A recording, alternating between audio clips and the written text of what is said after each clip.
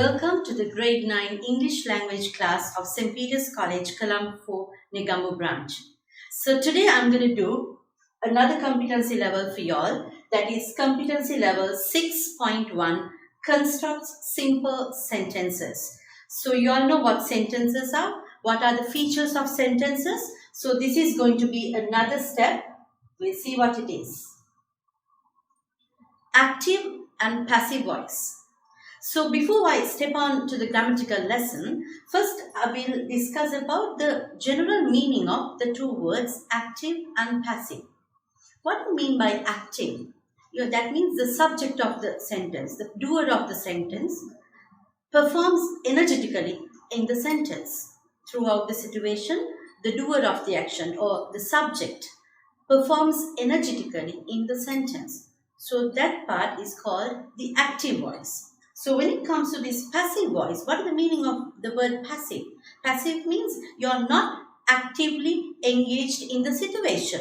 You are behind the screen. That is called just the meaning of the word passive, right? Okay. So how do we identify an active voice sentence and a passive voice sentence? Now here, to know the sentence is active or passive, the first thing that you have to do is you have to locate the verb. Now when you take a sentence, the easiest thing that you can locate is the verb. Either it can be an action word or an auxiliary verb, right? Or an auxiliary verb plus the action word, right? So that is the most easiest thing that you can identify in a sentence, right? So the first thing is locate the verb. Locate the verb. Next one, from the verb, you have to ask the two questions, either what or who did the action. So that is called the subject of the sentence, right? The doer of the action. So if in a sentence, the doer of the action comes to the top of the sentence, that means we want to highlight the person who does the action or the doer of the action. So in such situations, we call those sentences as active voice sentence. So first thing is that you have to locate the verb, and then from the verb you have to ask the questions who or what, who did the action, then that is called the subject or the doer of the action. So when the doer of the action or the subject is considered important, you place it at the top. So if it comes to the initial position, that type of sentences are called active voice sentences. So here are some examples. First one, the dog is biting the man. The dog is biting the man. So in my previous slide, I told you the first thing that you need to identify or to locate is the verb. So here what is the verb? Is biting. There is a helping word or an auxiliary verb together with an action word. Is biting is the verb. So from the verb, so the second thing is we have to identify who does that action. Who has done this biting? Then the dog is biting the man. The dog has done the act of biting. So the subject is dog. So we have placed it at the top, the dog. The dog is doing the biting. So the dog has come to the top. That means it belongs to the active voice sentences. We'll move on to the second example. The player kicked the ball. What is the verb? Kicked. What is the verb? Kicked. Who kicked? The player. The player kicked the ball. So the player has been highlighted. That means the person who did the action, did the kicking. So that person, the player, has come to the top. Subject is the player is doing the kicking. So it has been placed at the top of the sentence because it is considered important. So we call that sentence as an active voice sentence. So here children, what we can identify, what we can get into our head is in an active voice sentence, the doer of the action or the subject is actively engaged in the sentence and it is considered important because the person who is doing the action or the subject is considered important. We place it at the initial position of the sentence or at the beginning of the sentence. So once the person who is doing the action is at the beginning of the sentence, such sentences are called active voice sentences. Now we are moving on to passive voice sentences. In generally, when it comes to passive voice, it is less direct.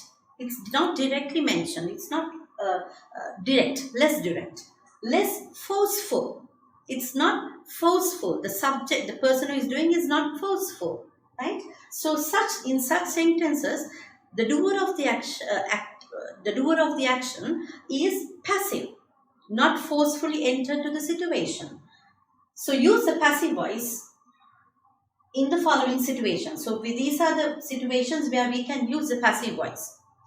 Use passive voice when you don't know the person who is doing the action. For an example, if I say, the window was broken. The person who has done the activity, the person who has done the act is not given there. The window was broken. So in such situations, you don't want to highlight the person who has done it. So it's not given there. In passive voice, when you do not know the person who has done the act, or you don't want to reveal the performer, you don't want to say this person is the person who has broken the window, but what you want to highlight is that the window is broken and you don't want to highlight the performer. So in such situations, we can use the passive voice. The person who has broken the window is not highlighted, or you don't want to mention the person. So in such situations, you can use passive voice. Use passive voice when you want to emphasize the receiver of the action. The window was broken. So the receiver is the window.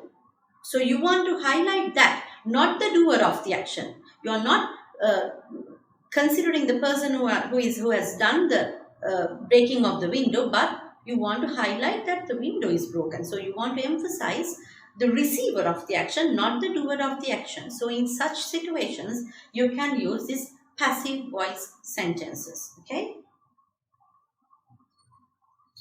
Now the common rule. We'll first move on to the example. She helps him. Now I told you all the first thing that you have to locate is the verb. So the verb is helps. Who helps? She. She helps what? Him.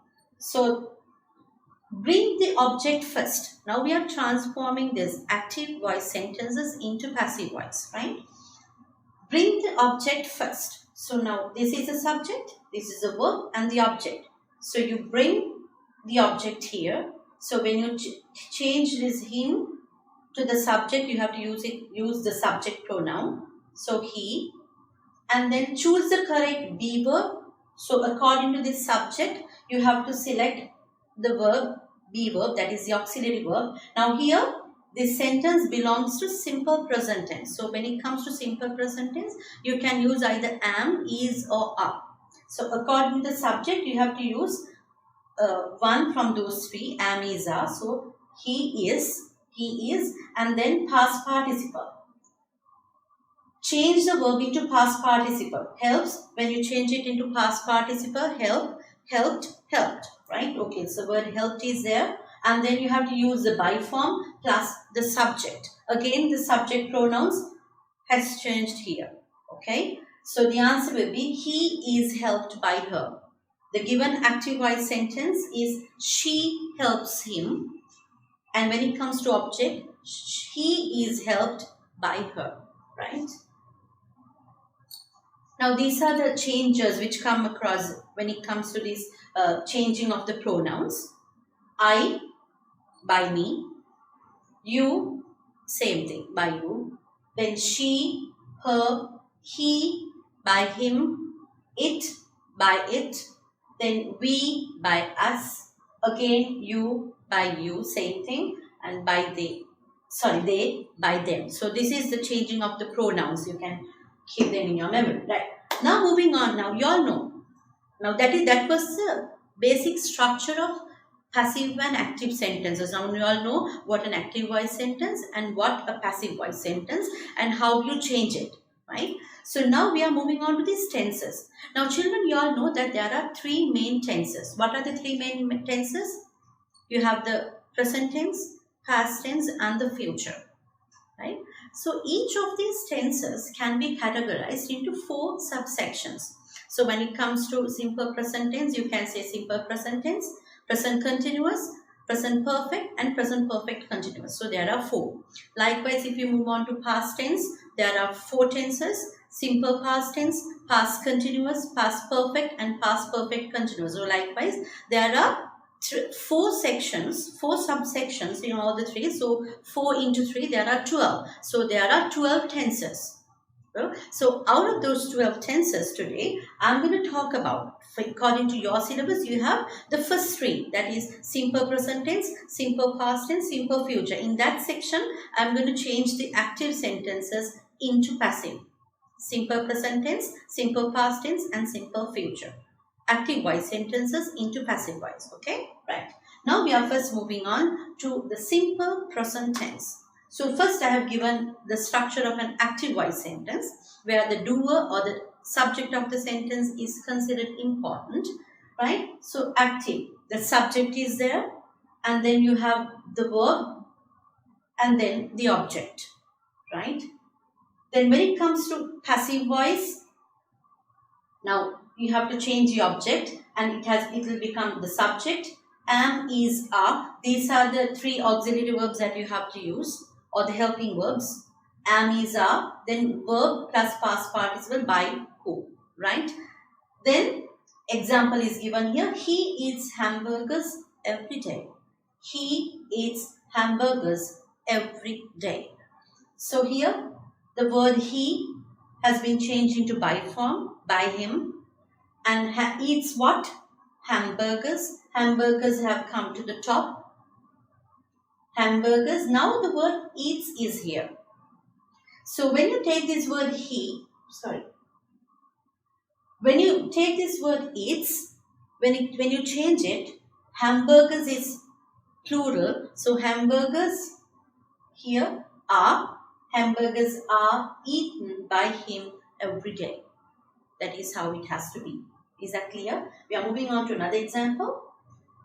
Active form is the professor teaches the students. What is the verb? The first thing that you have to locate is the verb. What is the verb? Teaches. Who teaches? The professor. The professor teaches what? The students. That is how it goes. That is called the active voice sentence, right? So when you change it, you have to take the object to the top. The students have come to the top. Then according to these students, you have to select the correct auxiliary verb are. Then past participle of the verb are taught. The students are taught by the professor. Is that clear? Okay, now we are moving on to simple past tense. Active voice sentences changing into simple past tense. Okay. The cat killed a snake. Now when you look at the verb, to which tense it belongs to? Simple past tense. Killed. Simple past tense. Okay, right. So first thing that you located the verb and now you know it belongs to past tense. Killed. Now you have the subject, the person who has done the killing. The cat killed what? The snake, object. Subject, main verb, and the object. So when you change it into passive, you know that the object has to come to the top. A snake. Then you have to get the verb. Killed has to be changed accordingly. The snake is simple, so you have to use was. You can use either was or verb when it comes to past tense. But here, because it is simple, you have singular, you have to say a snake was killed. This is not actually past tense, children. This is the past participle, right? A snake was killed by the cat. The cat has come to the bottom of the sentence by using the by form. Is that clear? The cat killed the snake. A snake was killed by the cat. Okay. A snake was killed by the cat. Okay. All right. Another example for you. Columbus discovered America. The verb is discovered given in simple past tense. The person who has done the discovery is called Columbus. Then Columbus discovered America, right? America is the object, has to be taken to the top. America was, this is singular, so you have to use the auxiliary verb was. America was discovered by Columbus, right? Okay, this is active voice changing into passive voice when it comes to simple past tense, okay? Now we are moving on to simple future tense, okay? So here, again, the formation of the active voice, subject, will or shall plus verb plus object. That is the normal formation of the active voice sentence. The change is you have to use will or shall. Okay. So the passive is again that object has to come as a subject. So will, shall plus be. Right? There should be the word be and the past participle of the verb together with the by form. Is that clear? The subject means that object has to come here and then it will become the subject. And then will or shall plus be plus verb, past participle of the verb. And then you have to use the by form. Okay. So here I have given you an example. My parents will take us to the park. My parents will take us to the park. The verb is will take. Who will take? My parents. My parents will take what? Us. Then to the park is the extra part. Right? Okay, now we'll see. Us has been taken to the top. We.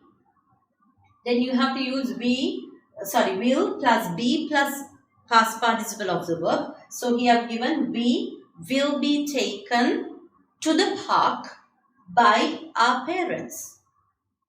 We will be taken to the park by our parents. Our parents are the people who are going to take us to the park. So it has to be at the back of the sentence because the thing that you need to highlight is attending the park. Not that the parents are trying to get you to the park. That's why they have kept at the back of the sentence by the parents. What you want to highlight here when it comes to these passive ways, you want to highlight that you are being taken to this place, right? That is what you have to highlight. So that's why they have come to the top and the parents has gone to the end of the sentence, right? Okay. Here is an example. Active voice.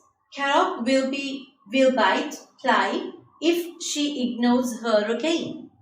So the verb is will bite, right? So it has to be changed that into will be bitten, right? So ply has to come to the top. Carrot has to go as the by form. We'll say ply will be bitten by Carrot if she ignores her again. I'll repeat. Ply has come to the top. Ply will be bitten by Carrot if she ignores her again. Is that clear? Okay. So, this is going to be a simple summary for you all how the verb transforms from active to passive. Okay, when it comes to the three tenses. The present simple voice, am, is, are plus verb plus past participle of the verb. Second one, the past simple, when it comes to passive, was or were plus past participle of the verb. Here, am, is, are plus past participle. Here, was or were plus past participle of the verb. We move on to the simple future.